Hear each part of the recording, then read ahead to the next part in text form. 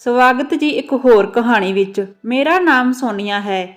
ਮੇਰੇ ਭਰਾ ਦਾ ਨਾਮ ਸਮੀਰ ਹੈ ਤੇ ਮੇਰੀ ਭਾਬੀ ਦਾ ਨਾਮ ਸ਼ਾਲਨੀ ਹੈ। ਉਹਨਾਂ ਦੀ ਇੱਕ 10 ਸਾਲ ਦੀ ਪਿਆਰੀ ਬੇਟੀ ਹੈ ਜਿਸ ਦਾ ਨਾਮ ਰੀਤੂ ਹੈ। ਰੀਤੂ ਪੜ੍ਹਾਈ ਵਿੱਚ ਬਹੁਤ ਹੁਸ਼ਿਆਰ ਸੀ ਤੇ ਖੇਡਾਂ ਦੀ ਵੀ ਬਹੁਤ ਸ਼ੌਕੀਨ ਸੀ। ਉਹ ਹਰ ਕੰਮ ਕਰਨ ਵਿੱਚ ਸਭ ਤੋਂ ਅੱਗੇ ਰਹਿੰਦੀ ਸੀ। ਹਰ ਕੋਈ ਉਸ ਨੂੰ ਹੁਸ਼ਿਆਰ ਤੇ ਬੁੱਧੀਮਾਨ ਕਹਿੰਦਾ ਸੀ। ਪਰ ਹੁਣ ਭਾਬੀ ਬਹੁਤ ਪਰੇਸ਼ਾਨ ਰਹਿਣ ਲੱਗ ਗਈ ਕਿਉਂਕਿ ਰੀਤੂ ਹੁਣ ਕੋਈ ਕੰਮ ਨਹੀਂ ਕਰਦੀ।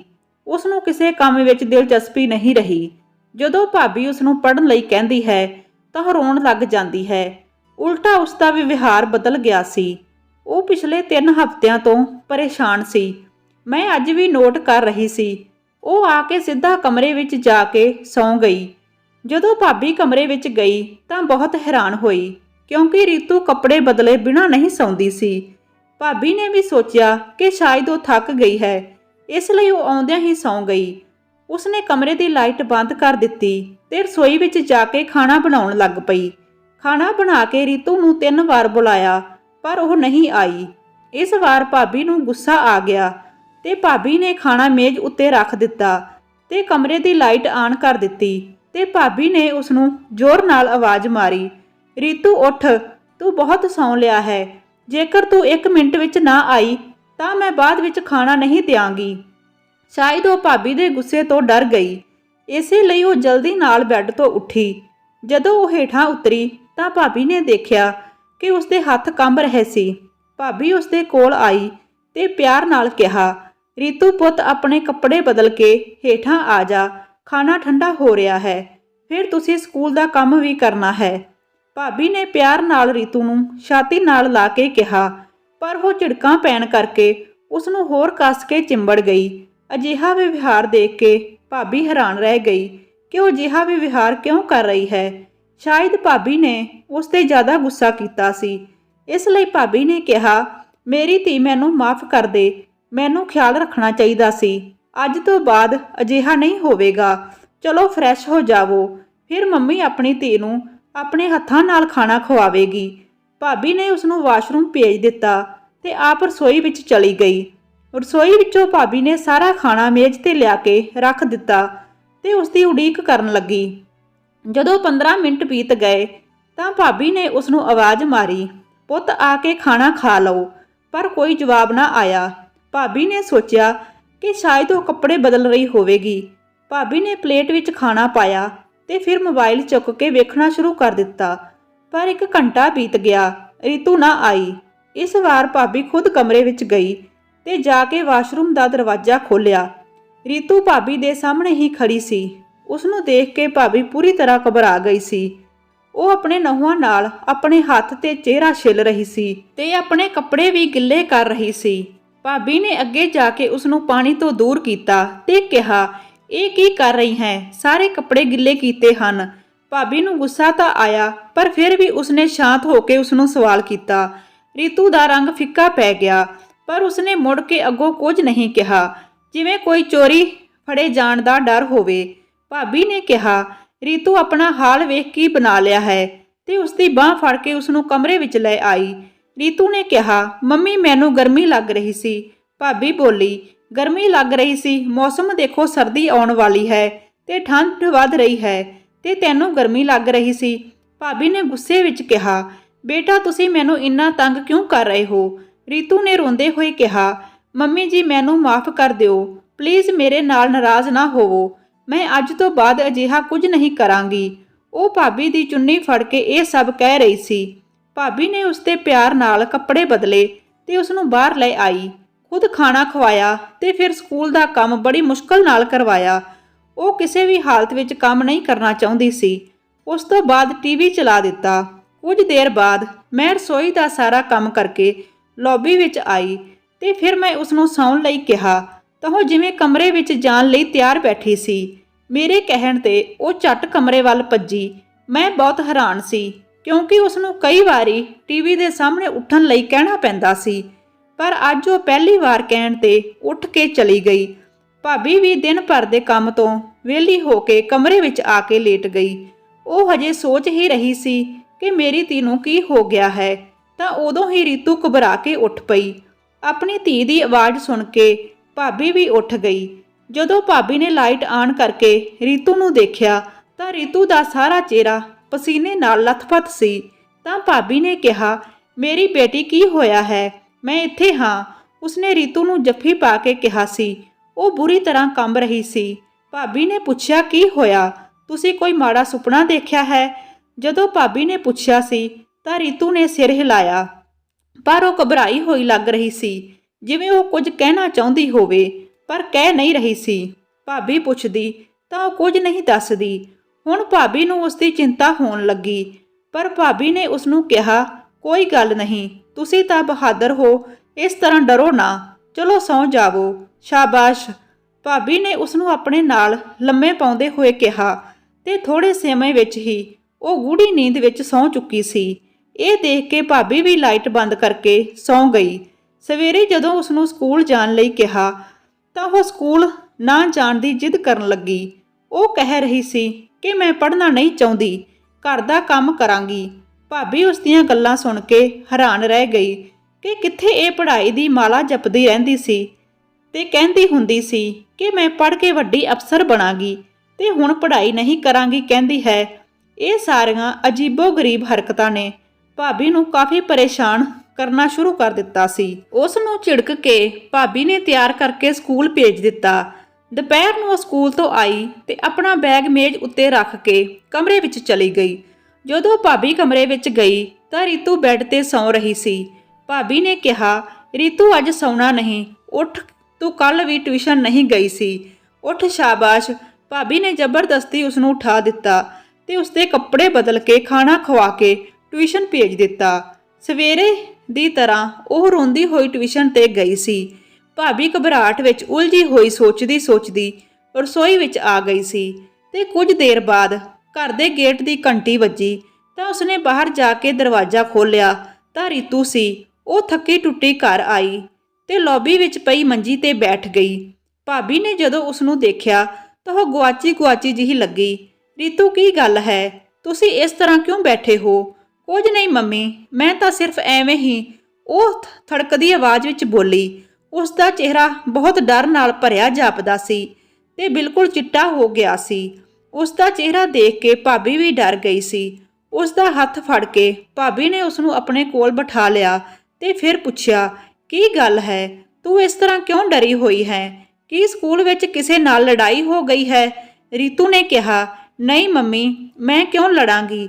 ਉਸਨੇ ਘਬਰਾਹਟ ਵਿੱਚ ਕਿਹਾ ਤੇ ਫਿਰ ਉੱਠ ਕੇ ਕਮਰੇ ਅੰਦਰ ਭੱਜ ਗਈ। ਭਾਬੀ ਨੂੰ ਸ਼ੱਕ ਹੋਇਆ ਕਿ ਉਹ ਉਸ ਨੂੰ ਝੂਠ ਬੋਲ ਰਹੀ ਹੈ, ਪਰ ਫਿਲਹਾਲ ਤਾਂ ਭਾਬੀ ਨੇ ਕੁਝ ਪੁੱਛਣਾ ਠੀਕ ਨਾ ਸਮਝਿਆ। ਅਗਲੇ ਦਿਨ ਰੀਤੂ ਦੁਪਹਿਰ ਨੂੰ ਜਦ ਘਰ ਆਈ ਤਾਂ ਉਸਦੀ ਵਰਦੀ ਬਹੁਤ ਗੰਦੀ ਲੱਗ ਰਹੀ ਸੀ। ਭਾਬੀ ਨੇ ਪੁੱਛਿਆ ਕਿ ਬੇਟੀ, ਵਰਦੀ ਇੰਨੀ ਗੰਦੀ ਕਿਵੇਂ ਹੋ ਗਈ ਹੈ? ਤਾਂ ਰੀਤੂ ਨੇ ਜਵਾਬ ਦਿੱਤਾ, ਮੰਮੀ, ਮੈਂ ਖੇਡਦੇ ਸਮੇਂ ਡਿੱਗ ਗਈ ਸੀ। ਭਾਬੀ ਨੇ ਪਰੇਸ਼ਾਨ ਹੋ ਕੇ ਪੁੱਛਿਆ, ਮੈਨੂੰ ਦਿਖਾਓ, ਕਿਤੇ ਸੱਟ ਤਾਂ ਨਹੀਂ ਲੱਗੀ ਹੈ? ਪਰ ਉਹ ਭਾਬੀ ਕੋਲੋਂ ਹੱਥ ਛੁਡਾ ਕੇ ਕਮਰੇ ਵਿੱਚ ਚਲੀ ਗਈ। ਇਹ ਤੀਜੀ ਵਾਰ ਸੀ ਜਦੋਂ ਰੀਤੂ ਨੇ ਅਜਿਹਾ ਕੀਤਾ ਸੀ। ਭਾਬੀ ਬਹੁਤ ਪਰੇਸ਼ਾਨ ਹੋ ਗਈ। ਸ਼ਾਮ ਨੂੰ ਜਦੋਂ ਭਾਬੀ ਰੀਤੂ ਦਾ ਹੋਮਵਰਕ ਕਰਵਾ ਰਹੀ ਸੀ ਤਾਂ ਭਾਬੀ ਨੇ ਡਾਇਰੀ ਤੇ ਇੱਕ ਨੋਟ ਦੇਖਿਆ ਤੇ ਉਸਨੇ ਰੀਤੂ ਨੂੰ ਪੁੱਛਿਆ, ਇਹ ਕੀ ਹੈ? ਬੇਟੀ, ਤੂੰ ਅੱਜ ਨਹਾ ਕੇ ਸਕੂਲ ਕਿਉਂ ਨਹੀਂ ਗਈ? ਤਾਂ ਰੀਤੂ ਬੋਲੀ, ਮੰਮੀ, ਮੈਂ ਸਕੂਲ ਨਹਾ ਕੇ ਹੀ ਗਈ ਸੀ। ਭਾਬੀ ਨੇ ਪੁੱਛਿਆ, ਫਿਰ ਇਹ ਨੋਟ ਕਿਉਂ ਲਿਖਿਆ ਹੈ? ਤੇਰੀ ਮੈਡਮ ਨੇ ਕਿ ਤੇਰੇ ਕੋਲੋਂ ਬਦਬੂ ਆਉਂਦੀ ਹੈ? ਰੀਤੂ ਨੇ ਕਿਹਾ, ਮੈਨੂੰ ਨਹੀਂ ਪਤਾ ਮੰਮੀ। ਉਸਨੇ ਇਹ ਗੱਲ ਬਹੁਤ ਗੁੱਸੇ ਨਾਲ ਬੈਗ ਸੁੱਟਦੇ ਹੋਏ ਕਹੀ ਸੀ। ਉਸਦੇ ਗੁੱਸੇ ਦਾ ਇਹ ਅੰਦਾਜ਼ ਭਾਬੀ ਪਹਿਲੀ ਵਾਰ ਦੇਖ ਰਹੀ ਸੀ ਕਿ ਉਹ ਇੰਨੀ ਛੋਟੀ ਜਿਹੀ ਗੱਲ ਉੱਤੇ ਗੁੱਸੇ ਹੋ ਰਹੀ ਹੈ। ਭਾਬੀ ਨੇ ਉਸ ਨੂੰ ਫੜ ਲਿਆ ਤੇ ਕਿਹਾ, ਇਹ ਕੀ ਬਦਤਮੀਜ਼ੀ ਹੈ? ਰੀਤੂ ਆਪਣਾ ਹੱਥ ਛਡਾਉਂਦੀ ਹੋਈ ਬੋਲੀ, ਮੰਮੀ, ਮੈਨੂੰ ਛੱਡ ਦਿਓ। ਪਰ ਉਹਨਾਂ ਨੇ ਨਹੀਂ ਛੱਡਿਆ ਤੇ ਕਿਹਾ, ਤੂੰ ਬਦਤਮੀਜ਼ੀ ਕਰ ਰਹੀ ਹੈ, ਦੱਸ ਮੈਨੂੰ, ਅੱਜ ਤੋਂ ਬਾਅਦ ਗਲਤੀ ਕਰੇਂਗੀ? ਰੀਤੂ ਨੇ ਕਿਹਾ, ਤੁਸੀਂ ਗੰਦੀ ਮੰਮੀ ਹੋ, ਮੈਂ ਨਹੀਂ ਕਰਨੀ ਤੁਹਾਡੇ ਨਾਲ ਕੋਈ ਗੱਲ। ਇਹ ਸਭ ਕਹਿ ਕੇ ਉਹ ਆਪਣਾ ਹੱਥ ਛੁਡਾ ਕੇ ਕਮਰੇ ਵਿੱਚ ਚਲੀ ਗਈ ਤੇ ਭਾਬੀ ਉੱਥੇ ਹੀ ਆਪਣਾ ਸਿਰ ਫੜ ਕੇ ਬੈਠ ਗਈ ਤੇ ਰੀਤੂ ਦੇ ਇਸ ਵਿਵਹਾਰ ਤੋਂ ਬਹੁਤ ਪਰੇਸ਼ਾਨ ਹੋ ਗਈ ਸੀ। ਦਿਨ ਬਦਲਦੇ ਰਹੇ ਤੇ ਰੀਤੂ ਦੇ ਵਿਵਹਾਰ ਵਿੱਚ ਵੀ ਬਦਲਾਵ ਆਉਂਦਾ ਗਿਆ ਤੇ ਦੂਜੇ ਪਾਸੇ ਸਕੂਲ ਤੋਂ ਰੋਜ਼ਾਨਾ ਇੱਕ ਨੋਟ ਆਉਂਦਾ ਕਿ ਤੁਸੀਂ ਆਪਣੀ ਧੀ ਨੂੰ ਨਹਾ ਕੇ ਭੇਜਿਆ ਕਰੋ। ਬਦਬੂ ਆਉਂਦੀ ਹੈ। ਪਹਿਲਾਂ ਤਾਂ ਭਾਬੀ ਸੋਚ ਰਹੀ ਸੀ ਕਿ ਸ਼ਾਇਦ ਉਮਰ ਦੀ ਵਜ੍ਹਾ ਕਰਕੇ ਉਸ ਵਿੱਚ ਬਦਲਾਅ ਆ ਰਹੇ ਹਨ। ਉਸ ਦਾ ਅਚਾਨਕ ਚਿੜਚਿੜਾਪਣ, ਗੁੱਸਾ ਤੇ ਹਮੇਸ਼ਾ ਚੁੱਪ ਰਹਿਣਾ, ਸਕੂਲੋਂ ਵਾਪਸ ਆ ਕੇ ਥੱਕੇ ਹੋਣ ਦਾ ਬਹਾਨਾ ਕਰਕੇ ਸੌਂ ਜਾਣਾ ਭਾਬੀ ਨੂੰ ਆਮ ਜਾਪਦਾ ਸੀ। ਭਾਬੀ ਵੀ ਉਸ ਦੀ ਵੱਧਦੀ ਉਮਰ ਦਾ ਖਿਆਲ ਰੱਖਦੀ ਸੀ ਤੇ ਹਰ ਵਾਰ ਉਸ ਦੀ ਗੱਲ ਨੂੰ ਨਜ਼ਰਅੰਦਾਜ਼ ਕਰਦੀ ਰਹਿੰਦੀ ਸੀ। ਇੱਕ ਦਿਨ ਰੀਤੂ ਸਕੂਲੋਂ ਆਈ ਤੇ ਆਉਂਦਿਆਂ ਹੀ ਉਹ ਰਸੋਈ ਵਿੱਚ ਚਲੀ ਗਈ ਤੇ ਭਾਬੀ ਬਾਹਰ ਖੜੀ ਕਿਸੇ ਨਾਲ ਗੱਲਾਂ ਕਰ ਰਹੀ ਸੀ। ਭਾਬੀ ਨੇ ਉਸ ਨੂੰ ਰਸੋਈ ਤੋਂ ਕਮਰੇ ਵਿੱਚ ਜਾਂਦੇ ਦੇਖ ਲਿਆ ਤਾਂ ਗੱਲ ਖਤਮ ਕਰਕੇ ਰੀਤੂ ਦੇ ਪਿੱਛੇ ਕਮਰੇ ਵਿੱਚ ਗਈ ਤਾਂ ਉਸਨੇ ਜੋ ਦੇਖਿਆ, ਉਸ ਦੇ ਪੈਰਾਂ ਦੀ ਜ਼ਮੀਨ ਨਿਕਲ ਗਈ ਸੀ। ਭਾਬੀ ਨੇ ਅੱਗੇ ਆ ਕੇ ਉਸ ਦੇ ਹੱਥੋਂ ਚਾਕੂ ਲੈ ਕੇ ਦੂਰ ਸੁੱਟ ਦਿੱਤਾ। ਆ ਕੀ ਕਰ ਰਹੀ ਹੈ ਤੂੰ? ਫਟੀ ਹੋਈ ਚਾਦਰ ਨੂੰ ਵੇਖ ਕੇ ਭਾਬੀ ਨੇ ਪੁੱਛਿਆ। ਰੀਤੂ ਨੇ ਅੱਖਾਂ ਚੁੱਕ ਕੇ ਭਾਬੀ ਵੱਲ ਦੇਖਿਆ ਤੇ ਕਿਹਾ, ਕੁਝ ਨਹੀਂ ਕਰ ਰਹੀ ਸੀ। ਉਸ ਦੀਆਂ ਲਾਲ ਹੋਈਆਂ ਅੱਖਾਂ ਦੇਖ ਕੇ ਭਾਬੀ ਡਰ ਗਈ ਤੇ ਫਿਰ ਇੱਕਦਮ ਹਿੰਮਤ ਕਰਕੇ ਉਹ ਰੀਤੂ ਦੇ ਕੋਲ ਬੈਠ ਗਈ ਤੇ ਭਾਬੀ ਨੇ ਕਿਹਾ, ਰੀਤੂ ਬੇਟੀ ਦੱਸ ਕੀ ਗੱਲ ਹੈ? ਕੀ ਤੁਹਾਨੂੰ ਕਿਸੇ ਨੇ ਕੁਝ ਕਿਹਾ ਹੈ? ਰੀਤੂ ਨੇ ਕਿਹਾ, ਮੰਮੀ ਤੁਸੀਂ ਜਾ ਕੇ ਆਪਣਾ ਕੰਮ ਕਰੋ, ਮੈਂ ਕੱਪੜੇ ਬਦਲ ਲਵਾਂ। ਉਸਨੇ ਅਜੀਬ ਲਹਿਜੇ ਵਿੱਚ ਕਿਹਾ ਤੇ ਫਿਰ ਵਾਸ਼ਰੂਮ ਦਾ ਦਰਵਾਜ਼ਾ ਬੰਦ ਕਰ ਲਿਆ ਤਾਂ ਭਾਬੀ ਉਸਦੇ ਵਿਵਹਾਰ ਤੇ ਲੰਬਾ ਸਾਹ ਲੈ ਕੇ ਕਮਰੇ ਵਿੱਚੋਂ ਬਾਹਰ ਆ ਗਈ ਕਿ ਇਸ ਕੁੜੀ ਦਾ ਕੁਝ ਨਹੀਂ ਹੋ ਸਕਦਾ। ਭਾਬੀ ਰਸੋਈ ਵਿੱਚ ਚਲੀ ਗਈ ਪਰ ਜਿਹੀ ਕੀ ਗੱਲ ਹੋਈ ਕਿ ਉਹ ਇਹ ਕਦਮ ਚੁੱਕਣ ਬਾਰੇ ਸੋਚ ਰਹੀ ਸੀ ਜਾਂ ਫਿਰ ਉਸਨੇ ਜਾਣ-ਬੁੱਝ ਕੇ ਮੈਨੂੰ ਤੰਗ ਕਰਨ ਲਈ ਚਾਦਰ ਕੱਟ ਦਿੱਤੀ ਸੀ। ਕੰਮ ਤੋਂ ਵਿਹਲੀ ਹੋ ਕੇ ਭਾਬੀ ਰੀਤੂ ਨੂੰ ਪੜ੍ਹਾਉਣ ਲਈ ਬੈਠ ਗਈ। ਅੱਜ ਵੀ ਨੋਟ ਲਿਖਿਆ ਹੋਇਆ ਸੀ ਕਿ ਕਿਰਪਾ ਕਰਕੇ ਆਪਣੀ ਧੀ ਨੂੰ ਨਹਾ ਕੇ ਭੇਜਿਆ ਕਰੋ, ਤੁਹਾਡੀ ਧੀ ਤੋਂ ਬਹੁਤ ਬਦਬੂ ਆਉਂਦੀ ਹੈ। ਰੀਤੂ ਅੱਜ ਫੇਰ ਤੁਹਾਡੇ ਸਕੂਲ ਤੋਂ ਨੋਟ ਆਇਆ ਹੈ, ਕੀ ਤੂੰ ਨਹਾ ਕੇ ਨਹੀਂ ਗਈ? ਕੀ ਹੈ ਇਹ ਸਭ? ਇੱਕ ਪਲ ਲਈ ਰੀਤੂ ਦੇ ਹੱਥ ਕੰਬ ਗਏ। ਉਸਨੇ ਆਪਣੀਆਂ ਅੱਖਾਂ ਇੱਧਰ-ਉੱਧਰ ਘੁਮਾ ਦਿੱਤੀਆਂ। ਭਾਬੀ ਉਸ ਦੀਆਂ ਸਾਰੀਆਂ ਹਰਕਤਾਂ ਨੂੰ ਧਿਆਨ ਨਾਲ ਦੇਖ ਰਹੀ ਸੀ। ਭਾਬੀ ਨੇ ਰੀਤੂ ਨੂੰ ਕਿਹਾ ਕਿ ਮੈਨੂੰ ਸਿੱਧੀ ਤਰ੍ਹਾਂ ਜਵਾਬ ਦਿਓ, ਨਹੀਂ ਤਾਂ ਮੈਂ ਕੱਲ ਸਕੂਲ ਆ ਜਾਵਾਂਗੀ। ਭਾਬੀ ਦੀ ਗੱਲ ਸੁਣ ਕੇ ਉਹ ਡਰ ਗਈ ਤੇ ਬੜੀ ਮੁਸ਼ਕਲ ਨਾਲ ਬੋਲੀ, ਮੰਮੀ ਮੈਂ ਰੋਜ਼ ਨਹਾ ਕੇ ਜਾਂਦੀ ਹਾਂ। ਹਰ ਰੋਜ਼ ਦੀ ਕਹੀ ਗੱਲ ਉਸਨੇ ਅੱਜ ਫਿਰ ਦੁਹਰਾਈ। ਫਿਰ ਇਹ ਨੋਟ ਸਕੂਲ ਤੋਂ ਕਿਉਂ ਆਇਆ ਹੈ? ਉਸਨੇ ਆਪਣਾ ਵਿਵਹਾਰ ਠੀਕ ਕਰਕੇ ਕਿਹਾ, ਮੈਨੂੰ ਨਹੀਂ ਪਤਾ। ਫਿਰ ਭਾਬੀ ਕੁਝ ਪੁੱਛਦੀ ਉਸ ਤੋਂ ਪਹਿਲਾਂ ਫੋਨ ਵੱਜਣ ਲੱਗ ਪਿਆ ਤੇ ਉਹ ਫੋਨ ਚੁੱਕਣ ਚਲੀ ਗਈ। ਜਦੋਂ ਉਸਨੇ ਦੇਖਿਆ ਕਿ ਮੰਮੀ ਫੋਨ ਤੇ ਰੁੱਝੀ ਹੋਈ ਹੈ ਤਾਂ ਉਹ ਆਪਣੇ ਕਮਰੇ ਵਿੱਚ ਚਲੀ ਗਈ ਤੇ ਗੱਲ ਕਰਦੇ ਹੋਏ ਭਾਬੀ ਨੂੰ ਕੁਝ ਯਾਦ ਨਹੀਂ ਰਿਹਾ ਕਿ ਉਸਨੇ ਕੋਈ ਗੱਲ ਕਰਨੀ ਸੀ। ਅਗਲੇ ਦਿਨ ਰੀਤੂ ਚੁੱਪਚਾਪ ਉੱਠੀ ਤੇ ਬਿਨਾਂ ਦੱਸੇ ਨਹਾ ਕੇ ਸਕੂਲ ਚਲੀ ਗਈ।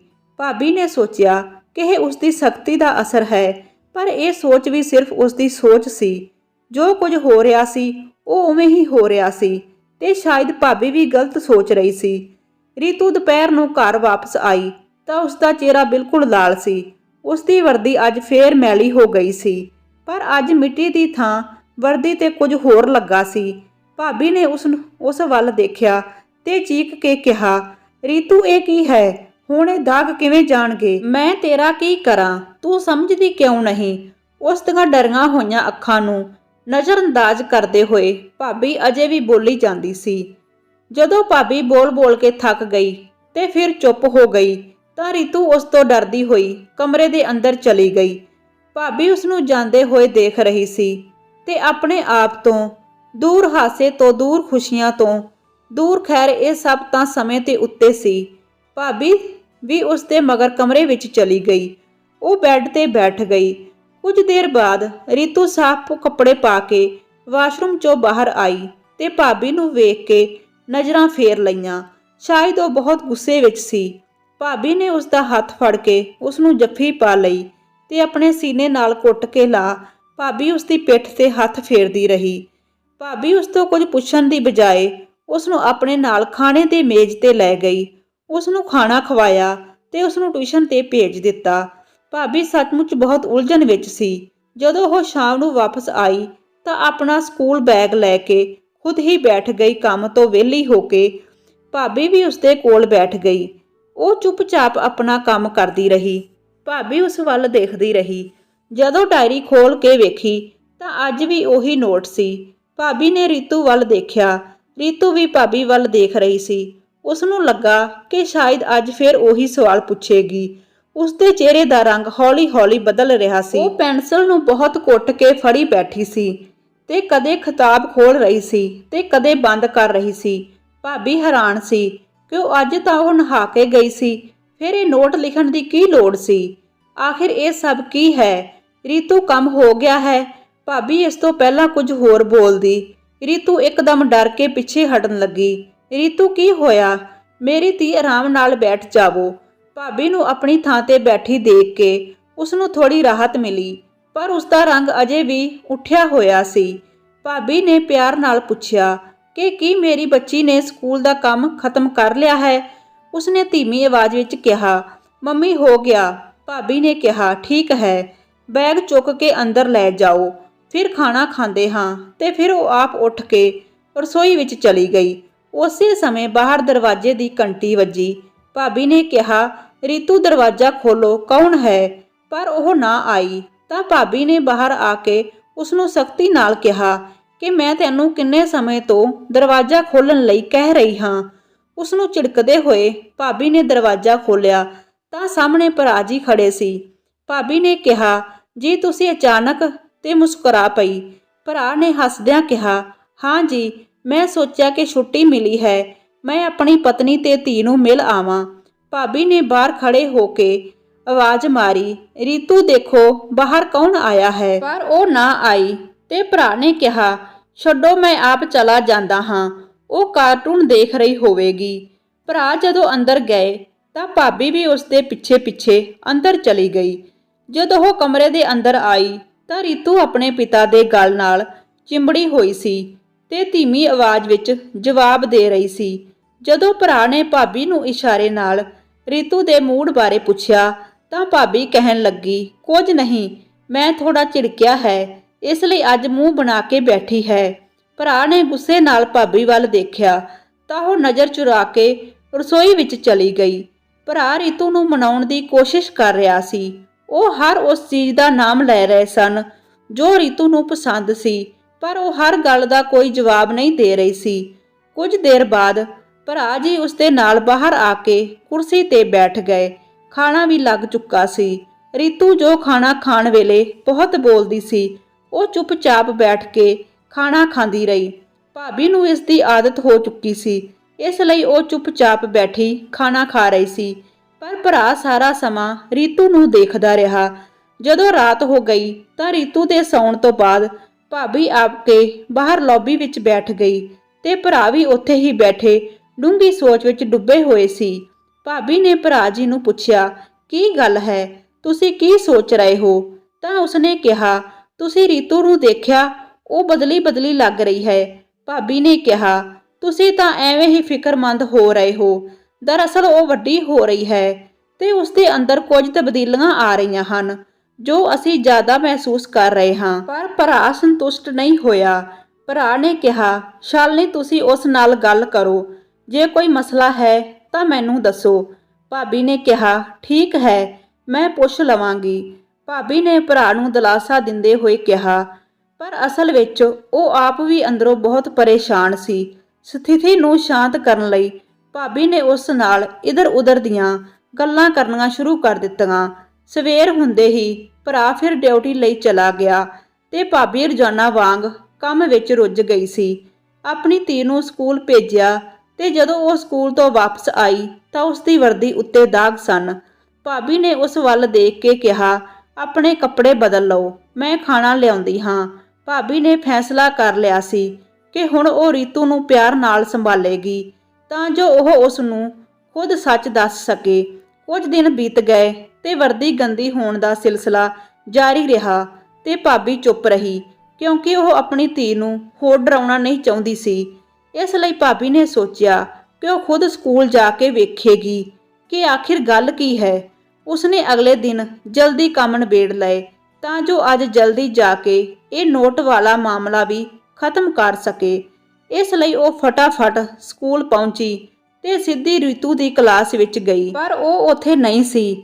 ਉਸ ਦੀ ਦੋਸਤ ਨੇ ਦੱਸਿਆ ਕਿ ਉਹ ਦੂਸਰੀ ਕਲਾਸ ਵਿੱਚ ਹੈ, ਇੱਕ ਅਧਿਆਪਕ ਦੇ ਨਾਲ। ਭਾਬੀ ਉਸ ਕਲਾਸ ਵੱਲ ਗਈ ਤੇ ਬਿਨਾਂ ਦਰਵਾਜ਼ਾ ਖੜਕਾਏ ਅੰਦਰ ਚਲੀ ਗਈ। ਤਾਂ ਭਾਬੀ ਨੇ ਜੋ ਸਾਹਮਣੇ ਦੇਖਿਆ ਤਾਂ ਦੇਖ ਕੇ ਹੈਰਾਨ ਰਹਿ ਗਈ।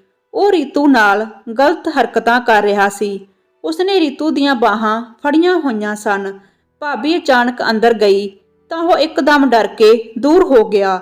ਉਹ ਕੋਈ ਹੋਰ ਨਹੀਂ ਸਗੋਂ ਮਨੁੱਖ ਦੇ ਰੂਪ ਵਿੱਚ ਲੁਕਿਆ ਹੋਇਆ ਇੱਕ ਦਰਿੰਦਾ ਸੀ। ਅੱਗੇ ਵੱਧ ਕੇ ਭਾਬੀ ਨੇ ਰੀਤੂ ਨੂੰ ਉਸ ਤੋਂ ਦੂਰ ਕੀਤਾ। ਰੀਤੂ ਨੂੰ ਛਾਤੀ ਨਾਲ ਲਗਾ ਕੇ ਉਸ ਨੂੰ ਚੁੰਮਿਆ। ਉਸਦੇ ਕੋਲੋਂ ਉਹੀ ਬਦਬੂ ਆ ਰਹੀ ਸੀ ਤੇ ਉਹੀ ਦਾਗ ਸੀ ਜੋ ਉਹ ਰੋਜ਼ ਵੇਖਦੀ ਸੀ। ਭਾਬੀ ਨੇ ਉਸ ਦਰਿੰਦੇ ਨੂੰ ਜ਼ੋਰਦਾਰ ਥੱਪੜ ਮਾਰਿਆ। ਭਾਬੀ ਦੇ ਚੀਕਣ ਤੇ ਉੱਚੀ ਉੱਚੀ ਬੋਲਣ ਕਰਕੇ ਸਕੂਲ ਦੇ ਸਾਰੇ ਅਧਿਆਪਕ ਇਕੱਠੇ ਹੋ ਗਏ।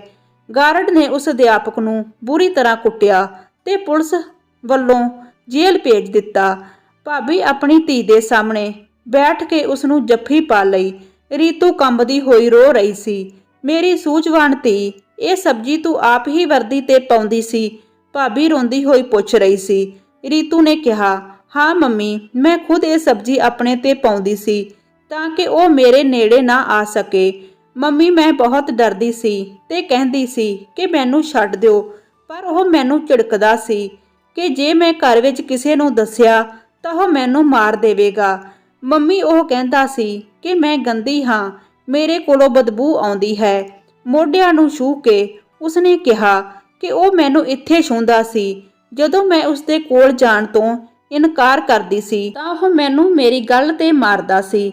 ਰੀਤੂ ਹਿਚਕੀਆਂ ਲੈਂਦੀ ਬੋਲੀ, ਮੰਮੀ ਮੈਨੂੰ ਬਚਾ ਲਓ, ਮੈਂ ਇੱਥੇ ਨਹੀਂ ਰਹਿਣਾ ਚਾਹੁੰਦੀ। ਉਹ ਭਾਬੀ ਦੇ ਸੀਨੇ ਨਾਲ ਲੱਗੀ ਹੋਈ ਇਹ ਕਹਿ ਰਹੀ ਸੀ।